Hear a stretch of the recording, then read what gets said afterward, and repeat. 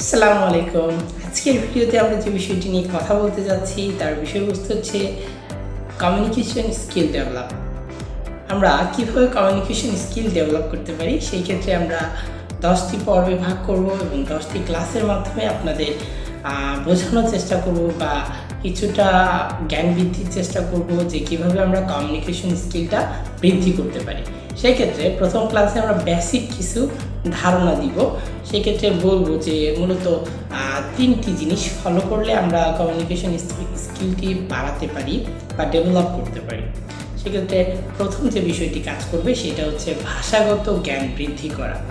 যদি আমরা নিজের ভাষাগত জ্ঞান সেটা হতে পারে বাংলা, ইংরেজি এবং অন্যান্য যে ভাষায় কথা বলি না কেন বা যে ভাষায় আমাদের কমিউনিকেশনটা করতে চাই না কেন সেক্ষেত্রে আমাদের ভাষাগত জ্ঞান থাকতে হবে।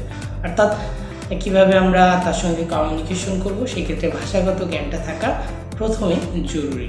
দ্বিতীয় যে ব্যাপারটি থাকবে সেটা হচ্ছে অবজারভেশন স্কিল।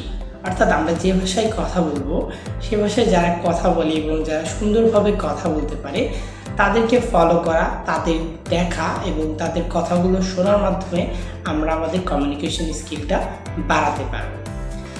দেন 3 নম্বর যে বিষয়টি আসবে সেটা হচ্ছে সহমর্মিতা মনোভাব সৃষ্টি করা এবং কাউকে জাজ না করা।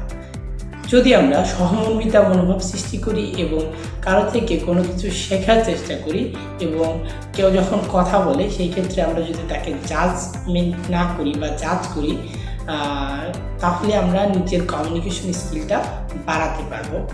এক্ষেত্রে এই 3টি জিনিস মাথায় রাখতে হবে।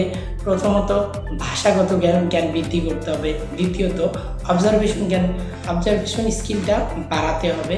3 নম্বর সেটা সহমর্মিতা মনোভাব করতে হবে এবং কাউকে জাজ করা যাবে না। ধন্যবাদ সবাইকে। এই 3টি বিষয় আমরা ফলো করব এবং ধারাবাহিক যে ক্লাসগুলো হবে এবং ধারাবাহিক যে পর্বগুলো আছে এগুলো আমরা দেখার চেষ্টা করব। আশা করছি আপনার কমিউনিকেশন স্কিলটি একটু হলেও বৃদ্ধি পাবে। ধন্যবাদ সবাইকে।